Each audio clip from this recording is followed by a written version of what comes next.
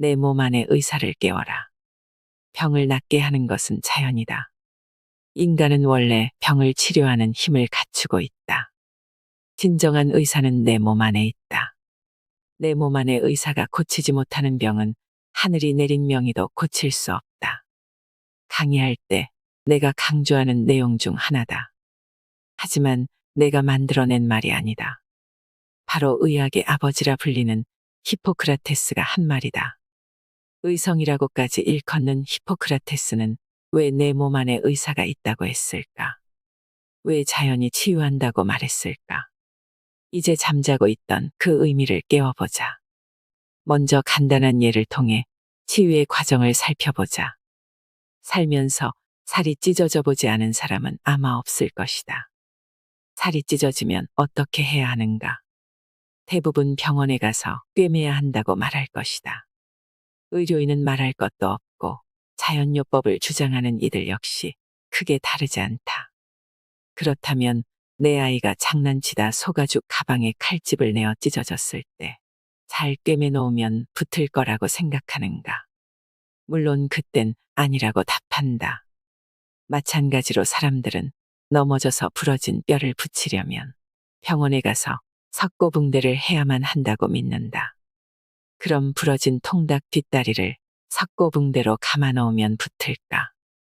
당연히 말도 안 된다고 여길 것이다. 둘 다 뼈인데 왜 그럴까? 그 차이는 생명의 유무에 달려 있다. 살아있는 생명체에는 손상된 피부와 뼈를 아물게 하는 힘이 있다. 혈관 수축, 응고, 주변 세포에서의 재생 또는 새로운 조직의 생성이 일어나고 멀리서 면역세포를 만들어 보내기도 하면서 세포 재생에 필요한 영양물질을 보내기도 한다. 이런 복잡한 과정을 통해 세포가 재생되어 살이 채워지고 뼈가 붙는다. 살을 차오르게 하고 뼈를 붙게 만드는 것은 누구인가? 병원의 의사인가? 당연히 아니다. 그들은 벌어진 살을 아물게 하고 부러진 뼈를 붙일 능력이 없다. 치유를 결정하는 것은 꿰매는 것도 아니고 부목을 대는 것도 아니다. 바로 내 몸 안에 살아 숨쉬는 생명력 그 자체다. 열을 내어 면역세포를 증강시키고 침입자 세균의 힘을 떨어뜨리고 하루에 수천 개씩 암세포가 만들어지지만 이를 고치거나 제거하는 것도 내 몸 안의 의사다. 식욕을 떨어뜨려 먹지 못하게 하고 기운을 떨어뜨려 나돌아 다니지 못하고 쉬게 하고 기침 반응을 일으켜 가래를 배출시키고 설사를 일으켜 몸 안으로 들어온 독소를 배출시키는 것도 다 생명력, 즉 내 몸 안의 의사가 처방하고 스스로 조치한 것이다. 피부를 아물게 하는 힘, 뼈를 붓게 만들고 열을 내어 식욕과 기력을 떨어뜨리고 면역세포를 만들어내고 소화시키고 해독하고 근육을 움직이게 만드는 힘은 오직 살아있는 생명체 내 몸 안에만 있다. 이 힘이 치유하는 힘, 즉 치유력이다. 그 때문에 우리 몸 안에 의사가 있다고 옛성인은 자신 있게 선언했다. 생명력, 즉 자연이 바로 의사인 것이다. 자연 치유력은 오직 생명을 부여받으면서 함께 잉태된다. 그 힘은 누가 주는 것도 아니요. 외부에서 만들 수 있는 것도 아니다. 외부에서 누군가 스위치를 켜서 작동시킬 수 있는 것 또한 아니다. 스스로 생성되고 저절로 작동한다. 그렇기에 치유는 스스로 저절로 자연적으로 이루어진다고 나는 말하는 것이다. 잘 꿰매고 부목을 대는 것과 상관없이 내 몸이 스스로 알아서 저절로 한다. 그래서 스스로 치유다.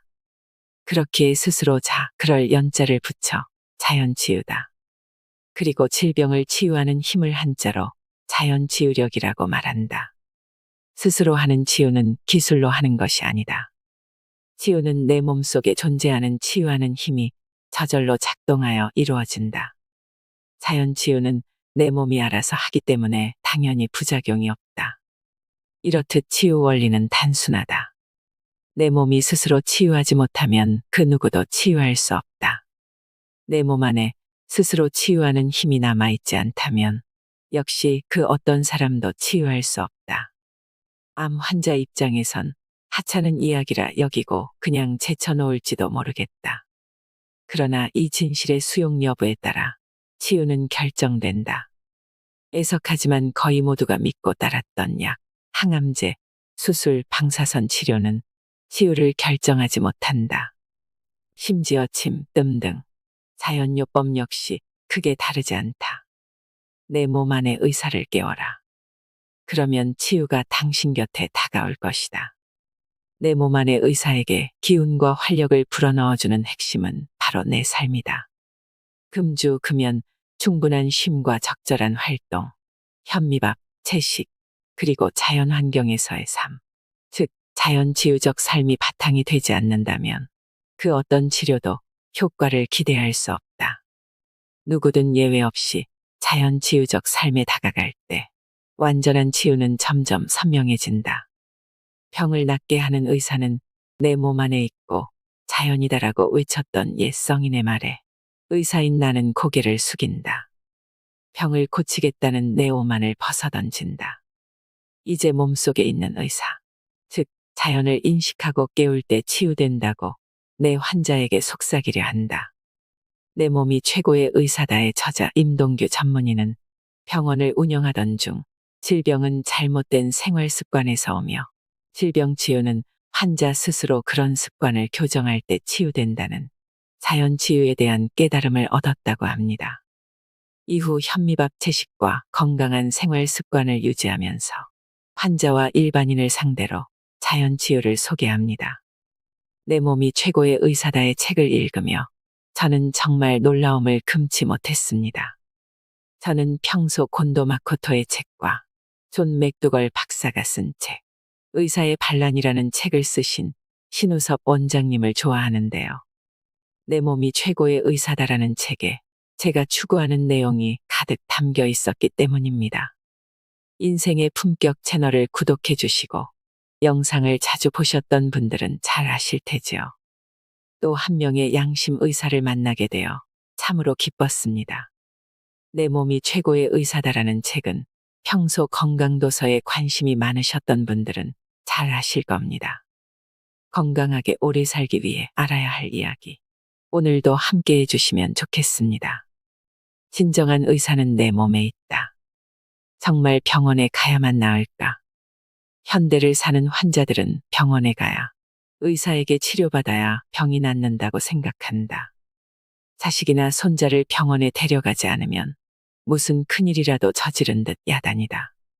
다른 한편에선 병원에 가봐야 병은 고치지도 못하면서 돈만 챙긴다고 투덜댄다. 생각 있는 의사라면 자신이 고칠 수 있는 병이 별로 없다고 넋두리한다. 투덜대고 넋두리할 것이 아니라 조금만 더 깊이 생각해보자. 정말 병원에 가야 낫는다고 생각하는가? 병원에서 나을 수 있는 질병은 얼마나 될까? 나는 가정의학과 전문이지만 생각이 잘 나지 않는다.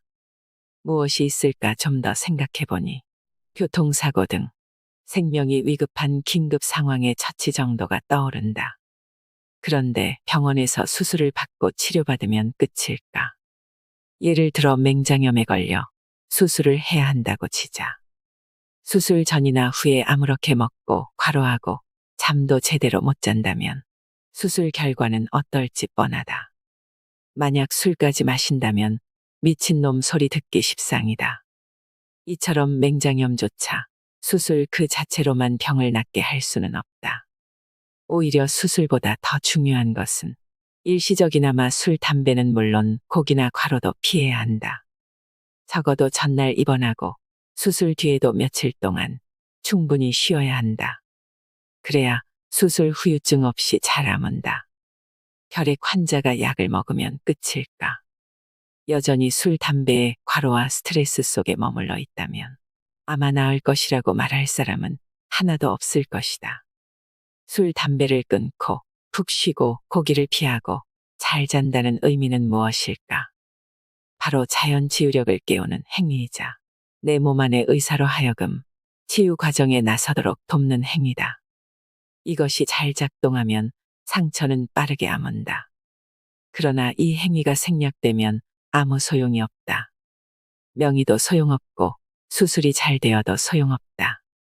만약 수술을 하고도 여전히 술과 고기를 먹고 잠도 제대로 못 자면서 과로와 스트레스에 자신을 내던진다면 아무리 잘 꿰매고 잘 붙이고 항생제를 들이부어도 소용없다. 이렇게 자연 치유력을 돕기는커녕 방해한다면 상처가 아물지 않는 것은 당연하고 꿰맨 상처는 곪을 것이며 재수술하지 않으면 그나마 다행이다.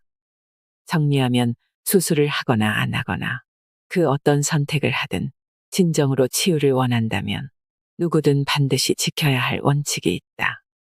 거지든 부자든 환자든 의사든 예외는 없다. 치유로 이끄는 대원칙은 치유의 길을 벗어나지 말아야 한다는 점이다. 치유의 길이란 내 몸 안의 의사, 즉 자연 치유력을 방해하지 않고 돕는 일이다. 단식 또는 현미채식, 충분한 쉼, 그리고 마음을 이완시키면 우리 몸은 알아서 저절로 치유한다. 이처럼 치유적 삶을 살면 자연 치유력은 회복되어 그 어떤 병도 저절로 치유된다. 그럼에도 불구하고 우리는 여전히 수술이나 약에만 목숨을 건다. 한 번이라도 건너뛰면 무슨 큰일이라도 벌어진 듯 야단이다. 반면 현미밥을 오래 씹고 적당히 움직이며 과로를 줄이라는 처방은 귓등으로도 안 듣는 환자가 많다. 바로 이런 태도야말로 질병을 키우는 가장 큰 원인이다. 진정으로 치유를 원한다면 생각에 변화를 주어야 한다. 기존의 관념을 모두 버려도 좋다는 생각으로 마음을 열어놓아라. 그리하면 치유의 축복으로 가득 채워질 것이다. 과연 특별한 치료법이 있을까? 사람들은 병에 걸렸다는 사실을 아는 순간 무엇부터 할까? 아마도 대부분이 가장 먼저 그 질병에 대한 특별한 치료법을 찾아 나설 것이다. 질병이 위중할수록 병원이나 한의원에 매달린다. 고혈압에 걸렸다면 혈압을 떨어뜨리는 약, 당뇨병 환자라면 혈당을 떨어뜨리는 약, 암에 걸렸다면 암덩어리를 제거하는 수술 또는 방사선 요법을 택하는 것이 일반적이다. 그런데 의료 혜택이 커지고 의료 기술은 발전해 가는데 암으로 죽는 사람이 늘어가는 것은 무슨 연유일까? 뇌혈관 질환이나 심장 질환 등 혈관성 질환이 여전히 사망 원인의 큰 비중을 차지하는 까닭은 무엇일까? 그 이유로 평균 수명이 늘어 노인 인구가 증가하기 때문이라고 말하는 전문가들이 많다. 물론 이론적으로만 보면 고령일수록 질병이 생길 가능성은 높다. 늙어가면서 세포 역시 노화되니 당연하다고 여긴다. 하지만 그것은 어디까지나 이론일 뿐, 현실은 그렇지 않다. 누구든 태어날 때 특별한 건강상의 문제를 갖지 않았다면 자기 수명을 다할 때까지 큰 질병 없이 살아갈 힘을 갖고 있다. 생각해보라. 정말 나이가 큰 변수라면 장수촌의 많은 노인들은 대부분 중질환 환자여야 한다. 하지만 그렇지 않다는 것을 여러분도 알고 있다. 왜 장수촌 노인들만 질병으로부터 자유로운 축복을 누린다고 생각하는가? 나이가 큰 변수가 아니라는 이유는 또 있다. 의료기술이 획기적으로 발전하고 의료 혜택의 범위도 커져가지만 암, 고혈압 그리고 당뇨병처럼 만성적인 중질환의 발생 연령은 점점 낮아지고 있다. 조기 검진을 받는 사람도 늘고 질병보험 가입자도 늘었지만 질환 때문에 생을 접어야 하는 젊은이 역시 갈수록 늘어만 가고 있다. 이것이 진실이고 현실이다. 나이는 질병 발생에 영향을 줄 수 있다고 말할 수는 있지만 현실에서 질병 발생에 결정적인 역할을 하는 것은 아니다.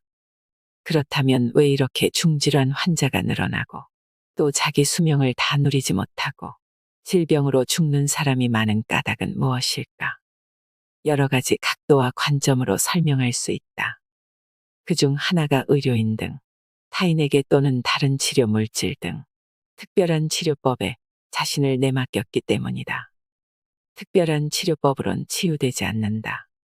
따라서 특별한 치료법이 있다는 잘못된 믿음과 그 믿음에 따라 자신을 내던졌다면 당연히 온전한 치유에 이를 수 없다. 물에 빠진 사람은 지푸라기라도 잡는다는 말이 있듯이 무엇이든 움켜쥐려는 그 심정은 이해된다. 그렇기에 특별한 치료법에 쉽게 매달릴 수밖에 없을 것이다. 더구나 특별한 치료법을 당연스레 여기는 풍토에선 그 유혹을 떨쳐버리기가 거의 힘들 것이다. 하지만 안타깝게도 약에 매달릴수록 결과는 자신이 바라던 것과는 정반대로 점차 멀어진다. 약으로 대표되는 특별한 치료법은 대부분 치유하는 데 큰 도움을 주지 않을 뿐더러 여러 가지 문제도 있다. 오히려 질병 치유를 방해하고 질병을 악화시키는 경우도 있다. 그렇다고 약 등 특별한 치료법의 순기능이 전혀 없는 것은 아니다. 참기 어려운 괴로움이나 고통을 빠르게 가라앉혀주는 효과가 있다. 하지만 그 효과는 아쉽게도 일시적일 뿐이다. 매우 짧다. 더 큰 문제는 특별한 치료법에 의존하고 나서부터 질병이 더 진행된다는 점이다. 고통 등 증상의 악화는 물론 질병 자체가 더 진행되고 후유증과 합병증 발생 강도가 더 커진다. 그렇기에 의료 기술을 만끽하는 현대인일수록 암, 뇌혈관 질환, 심장병, 당뇨병 등으로 사망하고 있는 것이 지금의 현실이다. 병은 저절로 치유된다. 낫기 위해 애쓰지 마라. 일반적으로 병에 걸리면 무언가 해야 한다는 생각에 사로잡힌다. 특히 중한 병인 경우 집안이 감당하기 어려울 정도의 비용도 마다 않고 지불해가면서 특별한 치료에 매달린다. 결과가 좋으면 그나마 다행이지만 안타깝게도 대부분 돈은 돈대로 날리고 건강은 더 악화된다. 의료기술이 발전해도 의료비가 증가해도 마찬가지다. 왜 그런가? 나는 그 이유가 치유 원리를 이해하지 못하고 무작정 덤비기 때문이라고 생각한다. 간혹 말기암 환자가 완치되었다는 반가운 소식을 접한다. 그들을 암에서 완전히 벗어나게 해준 것은 우리가 잘 알고 있는 항암 치료법이 아니다. 이제부터 어떻게 해야 병이 낫는지 그 원리를 살펴볼 것이다. 이 치유 원리를 이해하고 올바로 받아들인다면 어떤 질병이든 어떤 환자이든 치유로 이끌 수 있는 지혜를 얻을 것이다. 살아있는 생명체에는 피부를 아물게 하는 힘, 뼈를 붓게 만드는 힘, 감기 바이러스를 이기는 힘, 암세포 발생을 억제하고 제어하는 힘이 있다. 이 힘이 치유하는 힘, 바로 치유력이다. 이 힘은 살아있는 생명체에만 있다. 죽은 시체에는 이 힘이 없다. 따라서 아무리 좋은 약을 바르고 먹여도, 아무리 정교하게 꿰매고 붙여주어도 죽은 시체의 살과 뼈는 붙지 않는다. 100번 양보해서 상처를 꿰매야 하고 부목을 대야 한다고 치자. 그렇게 했으니까 술 마시고 고기와 인스턴트 식품으로 배 채우고 과로하고 상처를 더럽혀도 살이 아물고 붙을 거라고 믿는가. 붙는 것은 고사하고 덧나고 곪지 않으면 다행이다. 왜 그럴까? 그 이유는 내 몸 안에 의사가 일하려는 것을 방해했기 때문이다. 그런데 사람들은 내 몸 안에 의사를 들여다보지 않고 병원의 의사를 찾는다. 치유는 그 어떤 전문가도 대신할 수 없는데 말이다. 왜 이런 착각을 할까? 살이 찢어지면 많은 사람들이 병원을 찾아가 꿰맨다. 그러면 대부분 아문다. 바로 이런 습관과 태도로 인해 벌어진 살을 차오르게 하고 붓게 하는 역할이 꿰매는 것이라고 믿어버린다. 그러나 이는 큰 착각이다.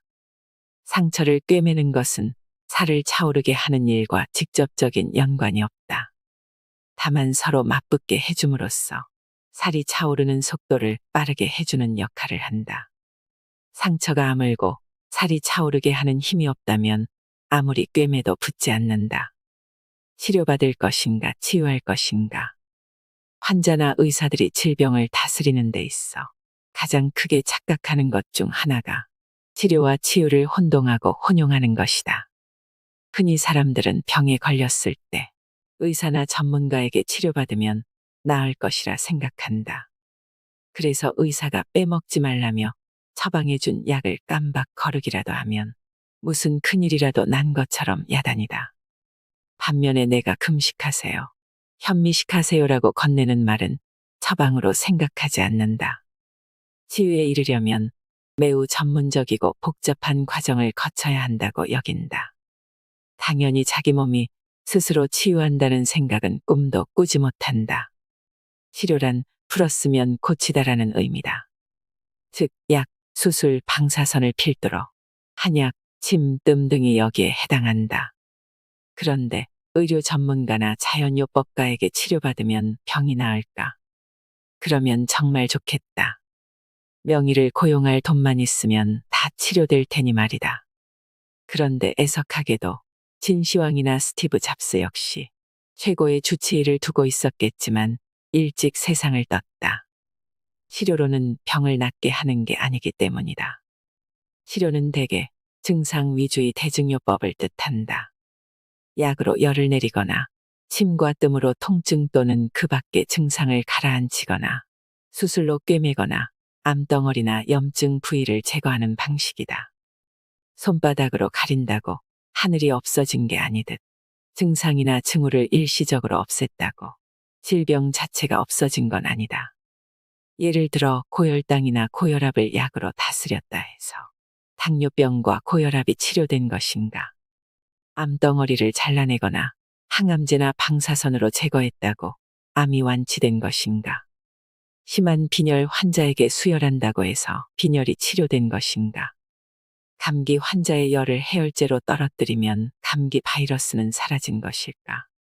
침뜸 덕분에 상처 부위의 통증이 완화되었다고 바로 이전처럼 몸을 무리하게 사용해도 괜찮을까? 당연히 아니다. 치료를 받고 증상을 가라앉힌 뒤에 옛 생활 그대로 지낸다면 다시 도진다. 아니, 시간이 흐르면 다시 원상태가 되거나 오히려 더 심한 상태에 놓이게 된다. 혈당과 혈압은 오르고 암은 더 번질 때가 많다. 치료로는 질병의 원인을 잡을 수 없기 때문이다. 또한 치료로는 우리 몸의 자연 치유력을 회복시킬 수 없다. 꿰매도 찢어진 살을 차오르게 할 수 없고 부목을 대도 부러진 뼈를 붙일 수 없다. 백보 천보 양보에서 수술이 중요한 치료법이라고 치자. 그렇다면 같은 질병을 앓고 있는 거의 모든 환자에게 그 방법이 쓰여야 한다. 하지만 현실은 그렇지 못하다. 예를 들어 혈당이 잘 조절되지 않는 당뇨병 환자, 고령의 허약한 환자, 백혈병 등 면역력이 떨어진 환자는 대개 수술 대상에서 빠진다. 같은 암이라도 말기암 환자의 수술은 하지 않는다. 피부를 꿰매는 봉합술 과정에서 가끔 쇼크를 일으키는 경우도 있으니 하물며 전신마취에 의한 수술은 우리 몸에 엄청난 스트레스다. 따라서 이런 스트레스를 이기고 수술 결과가 좋아지려면 우리 몸에 충분한 자연 치유력이 존재해야 한다. 당뇨병 환자의 살은 잘 아물지 않는다. 왜냐하면 살을 아물게 하는 자연 치유력이 훼손되었기 때문이다. 그런 환자에게 수술은 더 큰 화를 자초한다는 걸 의사도 알기 때문에 혈당 조절이 될 때까지 수술을 미루는 것이다. 따라서 자연 치유력이 떨어진 경우 의사들은 수술을 꺼린다.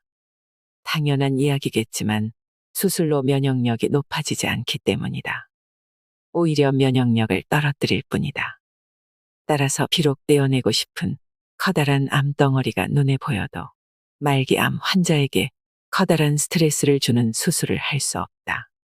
그런데 아이러니하게 수술, 항암제, 방사선 치료조차 시행할 수 없을 정도로 의사들이 포기한 말기암 환자는 지금도 멀쩡하다. 그런 치료법 대신 근본적인 치유법을 택했기 때문이다. 왜 병에 걸리는 걸까? 원인 없는 결과는 없다. 사람 간의 관계도 그렇고 질병과 치유 역시 마찬가지다. 뿌린 대로 거둔다. 첫째, 질병은 스스로 선택한 삶의 결과, 그리고 자신을 사랑하지 않은 결과다. 둘째, 질병과 증상은 죽음으로 향하는 나를 돌려세우기 위한 내 몸 안의 처방이다. 따라서 질병을 기회이자 축복으로 여기고 질병을 고마워하고 두려워하지 말아야 치유에 이른다. 셋째, 치유를 원한다면 질병의 원인을 뿌리 뽑아야 하고 삶을 바꿔야 한다. 넷째, 아플 만큼 아파야 치유된다.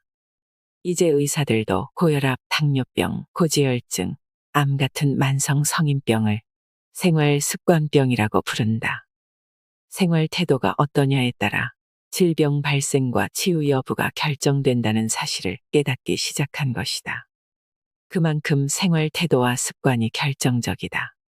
고혈압, 당뇨병, 암에 걸릴 수밖에 없게 살면 그런 병에 걸린다. 알고 했든 모르고 했든 환자는 질병이 찾아올 만한 생활을 함으로써 자기 몸에 질병을 불러들인 것이다. 이렇듯 현대를 살아가는 대다수 사람들은 모두 스스로 질병의 씨앗을 뿌리고 있다. 성적이 올랐다고 피자를, 승진했다고 한턱 쏜다. 몸에 나쁜 음식, 육식, 피자, 음료수 등을 권하고 술, 담배를 강권한다.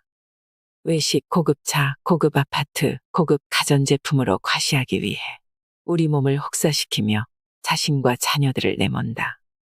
건강을 해치는 그런 물질을 얻기 위해 몸을 혹사하는 아이러니한 사건이 매일 매시간 일어난다. 바로 병을 만드는 삶이다. 간혹 골초인데도 폐암에 걸리지 않고 오래 살고 조미료에 찍어 먹고 콜라에 밥 말아 먹고 살아도 당뇨병이나 비만이 생기지 않는 사람들이 있다. 그 이유는 한마디로 질병을 감당하는 힘이 태어날 때부터 남다르기 때문이다. 조상으로부터 큰 자연 치유력을 물려받은 복받은 사람들이다.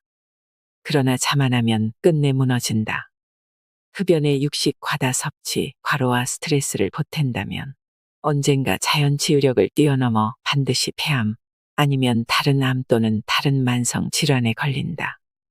즉, 치유하는 힘, 자연 치유력과 치유를 방해하는 힘, 질병 원인의 총합 간의 균형이 역전될 때 질병이 생긴다. 이렇게 질병의 원인 못지않게 자연 치유력 또한 중요하다. 질병 원인의 총합보다 자연 치유력이 크면 건강인이고 질병 원인의 총합이 자연 치유력보다 크면 환자인 것이다. 진정으로 치유를 원한다면 삶의 변화를 주어 질병의 뿌리를 제거하라. 병원 의사에게 의지할수록 병은 깊어진다. 간혹 들어갈 땐 제 발로 멀쩡하게 병원 안으로 걸어 들어갔는데 죽어서 들것에 실려 나왔다는 가십거리 뉴스를 접하면 씁쓸해진다. 분명 수술도 잘 되었고 치료도 잘 되었다는데 그 환자는 더 이상 이 세상 사람이 아니다.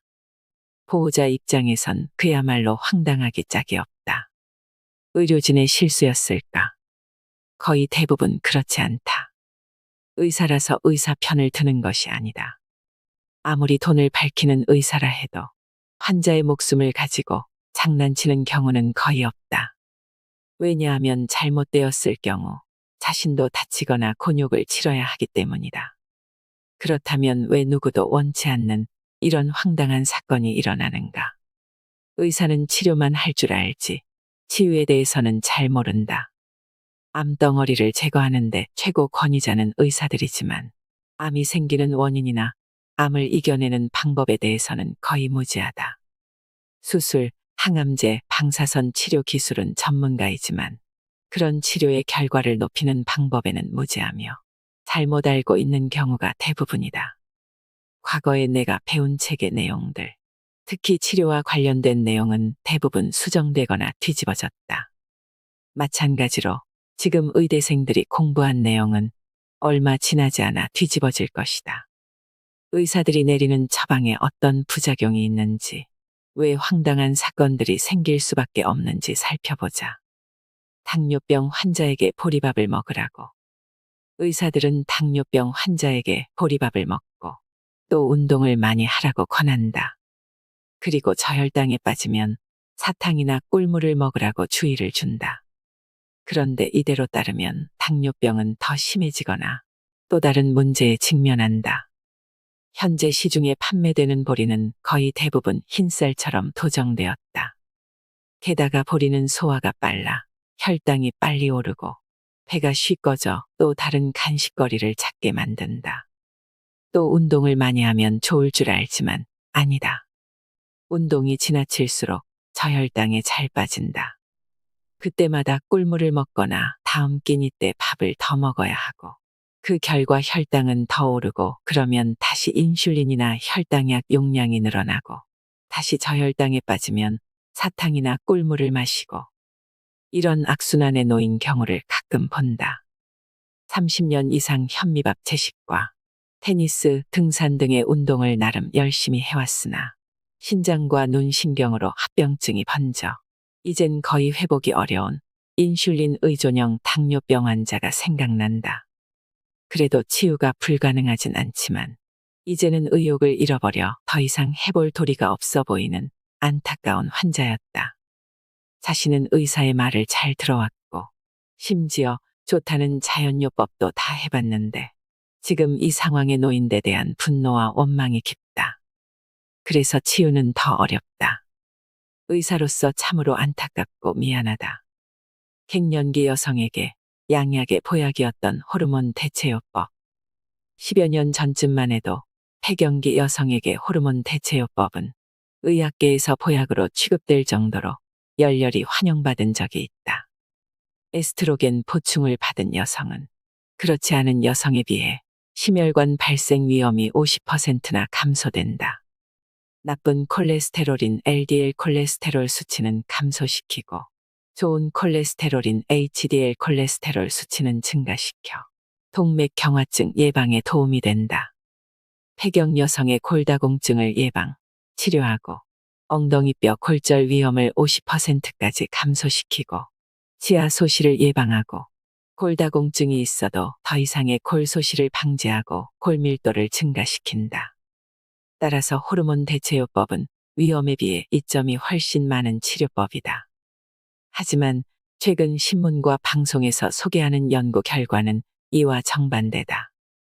복합 호르몬요법, 유방암 위험 높아. 호르몬 대체요법, 난소암 위험 높아져. 호르몬 대체요법, 대장암 진단 지연시켜. 호르몬요법, 초기의 심장마비 위험 급증. 호르몬 대체요법, 천식 유발 위험. 호르몬 대체요법, 치매 위험 2배. 급기야 에스트로겐이 발암물질 명단에 추가되기에 이르렀다.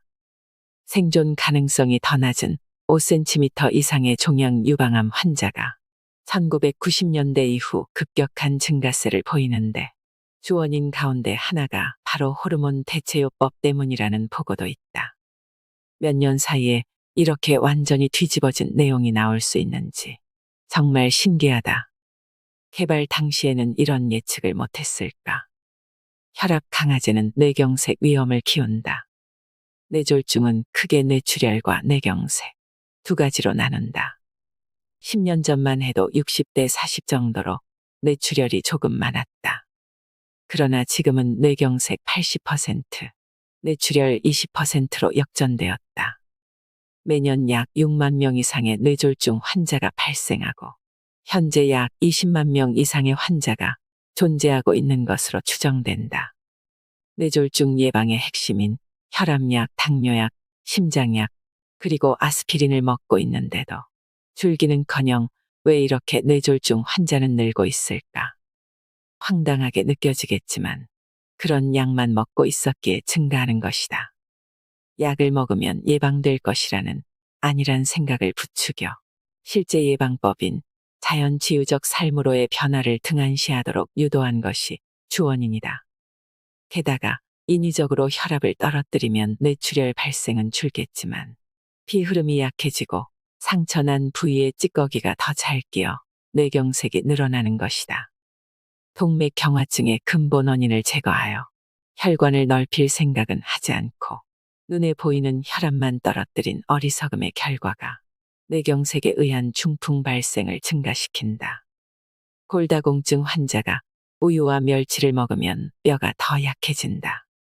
대다수 의사들이 골다공증 환자에게 약과 함께 우유나 멸치를 먹으라고 권한다. 그러나 이런 음식은 기존 상식과 달리 오히려 뼈를 약하게 만든다. 이는 간단히 확인할 수 있다. 우유 섭취량이 많은 나라 순으로 골다공증 발생 빈도가 가장 높다는 통계가 바로 그것이다. 동물성 단백질은 질소와 인을 다량 함유하고 있으며 분해되면 최종적으로 산성을 띠는 질소화 합물과 인화 합물을 생성한다. 이런 산성 물질을 중화하기 위해서는 알칼리 원소가 필요하다. 그래서 칼슘이 뼈에서 빠져나와 결과적으로 골다공증이 생긴다. 항생제 오남용. 한 언론 조사에 따르면 가벼운 감기 증상에 대한 항생제 처방률은 약 48.9%로 2명 중 1명꼴이고 이비인후과의 경우에는 무려 86.7%가 항생제를 처방한다는 충격적인 보고가 있었다. 이렇게 항생제의 오남용은 내성균만 키워 다시 우리에게 해를 끼친다. 모든 의학적 검사, 약 처방, 수술, 방사선 치료는 늘 위험을 감수해야 한다. 자연스럽지 못한 인위적 행위이기 때문이다. 자연스러움은 자연의 일부인 우리 인간에게도 이롭다. 하지만 부자연스러운 인위적 행위들은 자연과 인간 모두에게 피해를 준다. 항콜레스테롤제의 부작용. 여러 종류의 고지혈증 약이 있지만 그중 스타틴 제제는 콜레스테롤 생성을 억제한다. 그런데 이 효소가 막혀버리면 인체 내에서 에너지 생성, 유해 산소와 활성산소 처리에 반드시 필요한 항산화제 코큐텐의 생성도 차단된다. 병원 혜택이 늘어나는 만큼 약은 더 쓰이지만 환자는 줄지 않고 더 심각한 환자가 양산된다. 의사의 권유를 무조건 신뢰하지 말라고, 병원에 의지하지 말라고, 스스로 자기 몸 안의 의사를 끄집어내라고 말하기 위해 나는 병원에 서 있다. 진정으로 치유를 원하는가? 그렇다면 병원과 의사를 멀리하라. 그리고 내 몸 안의 의사에 집중하라. 만병을 다스리는 4가지 보물. 완전한 치유를 위한 3가지 조건. 질병으로부터 자유로워지고 완전한 치유를 얻으려면 3가지 조건을 갖추어야 한다. 첫째, 긍정적인 마음을 지니는 것. 우리 몸은 그 사람의 생각에 따라 반응한다. 신과일을 생각하면 침이 나오고 슬픈 일을 떠올리면 맘이 아리고 눈물이 난다. 나을 수 있다는 희망이 클수록 우리의 몸은 치유하는 쪽으로 움직이려 한다. 치유되리라는 확신을 키워갈수록 우리 몸 역시 치유를 당연한 것으로 받아들이려 한다. 플라세보 효과란 말이 있다. 가짜 약을 주어도 그 약이 낫게 해줄 것이라고 믿으면 증상이 가라앉는 현상이다. 과민성 대장증후군 환자를 대상으로 한 연구에 의하면 60% 이상까지 효과를 보았다고 한다. 그런데 이런 희망과 믿음을 키우기는커녕 우울, 원망, 불안, 이별과 죽음에 대한 공포와 두려움을 떨쳐내지 못한다면 우리 몸도 원치 않는 방향으로 나아간다. 실제로 암 환자가 아니었음에도 오진으로 암말기 선고를 받은 뒤 실망과 절망 속에 빠져 몇 개월도 지나지 않아 이 세상을 뜬 황당한 일도 있었다. 그만큼 희망과 믿음은 중요하다. 둘째, 스스로 올바른 길을 찾는 것.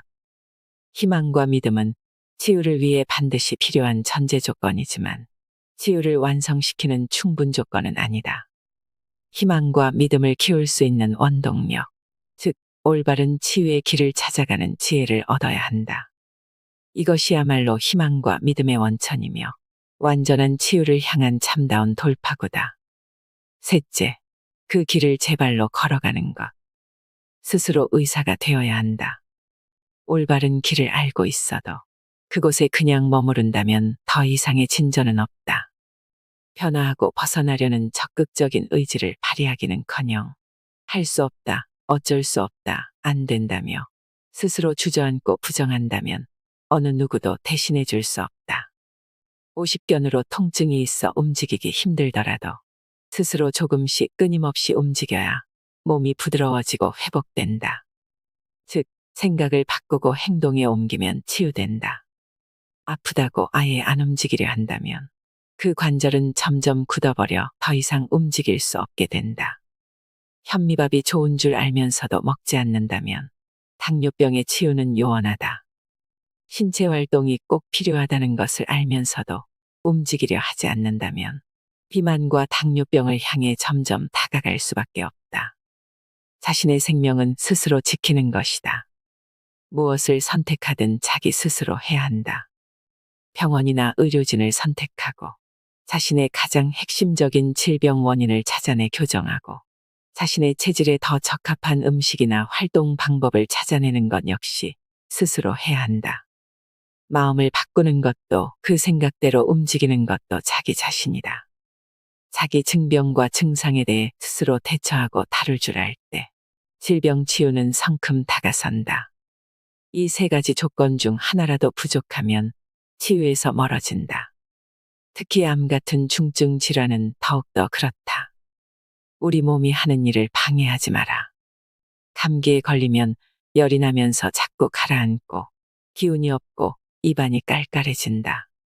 이때 대부분은 억지로라도 잘 먹고 기력을 되찾으려 애쓴다. 하지만 안타깝게도 그럴수록 병은 더 깊어진다. 왜냐하면 식욕, 기력, 정신이 무뎌지고 약해지는 이유는 질병에 의한 증상이 아니다. 그런 증상과 반응은 우리 몸이 그러길 바라서 나타나는 현상이다. 입맛을 떨어뜨려 먹지 말라는 소리이고 기운을 떨어뜨려 쉬라는 바람이며 정신을 무디게 만들어 신경 쓰지 말라는 뜻이지. 억지로 먹고 기운을 내고 정신 차려 무리해서 일을 다시 하라는 뜻이 아니다. 동물들은 이를 본능적으로 알고 행동한다. 애완견이나 고양이는 아프면 전혀 먹지 않는다. 아무리 맛있는 것을 코앞에 놓아두어도 거들떠보지 않는다. 귀찮다는 듯 고개를 돌리고 계속 잠만 잔다. 심지어 물도 잘 먹지 않는다. 이렇게 지친 몸과 마음 그리고 몸속의 기관들이 쉬는 동안 에너지는 절약되고 그 에너지를 치유하는 데 몰아쓰게 된다. 그럼에도 부모들은 열심히 먹이려 한다.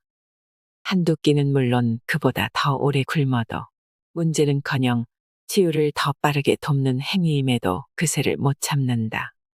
억지로 먹이기 위해 달고 먹기 좋은 죽을 대령한다. 과일이면 그나마 다행이지만 달콤한 케이크나 햄버거 등으로 사라진 아이들의 입맛을 자극하려 한다. 그것도 모자라 감기 바이러스가 득실거리는 병원에 데려가 약을 먹인다. 주사를 놔주지 않으면 섭섭해하기도 한다.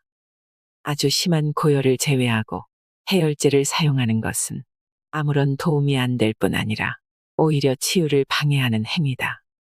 당뇨병도 마찬가지다. 너무 잘 먹어서 췌장이 기절한 상태가 당뇨병인데 빠진 살을 보충하겠다고 사고를 고아 먹이려 든다. 암 환자도 결핵 환자도 별다르지 않게 대응한다. 그런데 이런 대책은 대부분 치유를 방해한다. 감기는 대개 하루 이틀 굶고 이불 뒤집어 쓴 채 푹 쉬면 끝난다. 그러나 예전처럼 돌아가면 또 감기에 걸린다. 따라서 감기에 다시 걸리지 않으려면 감기에 잘 걸리지 않는 생활 습관이 필요하다. 암처럼 심각한 질병인 경우 반드시 평생에 걸쳐 암을 예방하는 삶, 암을 치유하는 삶을 만들어가야 한다. 너무 과로하지 말고 적당히 쉬면서 충분히 숙면을 취하고 몸에 해로운 달고 기름진 음식과 외식은 피하는 대신 현미밥 채식 위주로 식사하고 맑은 공기와 물 그리고 햇볕 등 자연 환경과 친해지고 지나친 긴장이나 스트레스를 내려놓으려 하는 태도가 필요하다. 이렇게 건강한 삶을 누리면 당연히 감기는 오지도 않고 설령 온다 해도 쉽게 치유된다. 또한 우리가 늘 걱정하는 당뇨병, 고혈압, 뇌졸중, 암 역시 우리 곁에 머물 겨를이 없다. 만병을 다스리는 네 가지 보물. 만병을 다스리는 네 가지 보물은 다음과 같다. 첫째, 건강한 먹을거리와 섭생 습관. 둘째, 알맞은 움직임과 적당한 쉼. 셋째, 자연적인 주거와 의복 환경. 넷째, 자연스러운 마음. 이 네 가지는 각각 자기만의 빛을 발휘한다. 내뿜는 빛이 모두 다르다. 어느 것 하나도 다른 것을 대신할 수 없고 모두 소중하다. 약이 되는 음식, 독이 되는 음식. 섭생법의 첫 번째 원칙은 소식, 절식. 섭생법의 대원칙은 적게 먹으면서 최대 효율을 얻는 것이다. 힘을 쓰고 근력을 키우려면 탄수화물이나 단백질 등 칼로리 영양분 섭취량을 보통 사람보다 늘려야 한다. 하지만 치유, 그것도 암이나 고질적인 질병의 치유를 원하는 사람이라면 전체 양을 줄이거나 당분간 끊어야 한다. 치유에 꼭 필요한 정도를 넘는 과잉 섭취된 여분의 양을 소화, 분해, 흡수, 운반, 대사, 배설을 하느라 정작 더 중요한 영역, 암 치유에서는 면역력, 당뇨병 치유에서는 대상 능력에 치유력이 분산되기 때문이다. 한 연구에 따르면 먹고 싶은 대로 맘껏 먹인 쥐에서는 암 발생률이 80%, 맘껏 먹게 하고 방사선을 쬐인 쥐에서는 암 발생률이 100%였다. 하지만 40% 정도 절식한 쥐에서는 암 발생률이 제로였다고 한다. 또 1994년에 네덜란드 사람들을 대상으로 20% 절식 실험을 한 결과 10주 만에 모든 사람들의 혈압, 지방, 콜레스테롤 수치가 정상으로 돌아왔다. 올해 연세가 90에 가까운 필자의 아버지는 배불뚝이지만 잔병 치레가 거의 없다. 그 비결 중 하나가 소식이다. 또한 칼로리 영양소는 줄이고 항산화 영양소, 비타민, 무기질, 섬유질 등 채소 섭취를 늘리는 것이 중요하다. 곡류는 힘을 내는데 주로 쓰이지만 채소의 영양분은 치유와 해독 작용에 주로 쓰이기 때문이다. 음식량을 줄이는 것과 함께 끼니 술을 줄이는 것도 필요하다. 특히 육체 노동을 하지 않는 대다수 현대인은 물론 환자들 역시 일일 이식, 심지어 일일 일식이 치유에 더 유리하다. 적게 여러 번 먹는 것도 하나의 방법이다. 소식을 위해 가장 중요한 것은 오래 씹기. 오래 씹으면 위장의 부담을 덜어주고 소화율을 높일 뿐만 아니라 과식을 막아준다. 또한 뇌 기능 자극과 해독 면역물질 분비를 촉진하고 턱의 이상 발달을 막아준다. 내가 아는 치유에 이른 췌장암 말기 환자는 식욕이 넘쳐나지만 소식다작의 원칙을 지금도 잘 지키고 있다. 웬만한 암 환자들보다 훨씬 오랜 시간 밥을 먹는 그의 모습은 참 인상적이었다. 한 입 먹고 숟가락을 내려놓고 100번 이상 감사하고 기도하는 마음으로 씹도록 하자. 현미밥 채식이 가장 완벽한 밥상. 밥이 약보다 낫다는 우리말 속담이 있다. 도전기가 개발되기 전까지 밥은 모두 현미밖에 없었고 주로 채식이었다. 따라서 여기서의 밥이란 현미를 뜻한다. 10년 전 내가 처음 현미밥 채식을 접할 때는 이에 관한 책이나 정보도 그리 많지 않았고 또 생소했다. 하지만 이제 현미밥 채식이 좋다는 사실을 모르는 사람은 거의 없다. 문제는 이 밥의 가치를 이해 못하는 데 있다. 약을 챙기고 수술에 투자하는 데 비해 밥에 투자하고 그 가치를 받아들이는데 너무나 인색하다. 가끔 암 환자가 상담을 위해 먼 길을 마다하지 않고 방문한다. 대부분 오는 도중 휴게소에서 대충 끼니를 때운다. 먼 여행길로 인해 소모될 온갖 항산화 물질을 생각한다면 도시락을 더 잘 챙겨야 할 텐데 그런 생각까지 미치지 못한다. 23년간 인슐린에 의존했고 당뇨병 후유증으로 수차례나 수술했던 당뇨병 환자는 현미밥 채식을 한 지 3주 만에 인슐린을 완전히 끊었고 얼마 안 있어 중증 근무력증까지 해결했다. 내가 강조하는 현미밥 채식은 속껍질이 그대로 살아있는 통곡식을 껍질째 먹는 것을 말한다. 현미 통밀은 물론 감자도 속껍질을 그대로 먹고 고구마, 포도, 사과, 배, 심지어 귤까지도 가급적 껍질째 먹을수록 훨씬 이롭다. 껍질이나 껍질 바로 아래에 피토케미컬 등 항산화 물질과 섬유질이 다량 들어있기 때문이다. 농약 때문에 망설이는 경우가 있는데 과일은 밀가루나 숟가루를 풀어 씻어주면 된다. 그래서 나는 채식이라는 말 대신 건강 채식 또는 현미밥 채식이라는 말로 바꾸어 쓴다. 채식이라고 모두 다 건강한 음식이 아니라는 뜻이다. 설탕, 흰쌀, 흰밀, 보리, 흰소금 등 정제식품과 껍질을 벗겨낸 과일은 고기보다야 낫겠지만 치유 음식이 아니다. 영양학적으로 그리고 내가 직접 경험한 바에 의하면 가장 완벽한 밥상은 현미밥 채식이다. 요리법과 먹는 법에 따라 효율이 달라진다. 제철 음식 위주로 먹자. 노지에서 자란 제철 위주의 식물, 들의 핀쑥이나 냉이 등이야말로 최고의 음식이다. 여력이 된다면 좀 비싸더라도 유기농 채소를 선택하라. 그리고 더 나아가 거름조차 주지 않고 자연스럽게 자란 채소를 직접 길러 먹자. 한 번이라도 칼질하면 그만큼 비타민은 파괴된다. 감자튀김은 채식이지만 발암물질이다.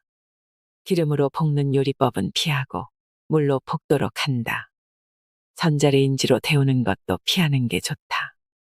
밥과 물은 따로. 밥을 먹을 때는 물을 먹지 않는다. 혹시 물 또는 국물이 먹고 싶다면 밥보다 먼저 먹는다. 밥 반찬 따로. 오래 씹으려면 밥과 반찬을 따로 먹어야 한다. 그런 면에서 비빔밥은 좋은 음식이 아니다. 따로 먹으려면 연하게, 덜 짜게, 덜 맵게, 덜 시게, 향이 덜하게 간하는 게 좋다. 가급적 국물 없는 요리를 하라. 국물 음식을 섭취하면 위에서는 물이 먼저 흡수되고 건더기가 위에 오래 머물러 있어 부담을 준다.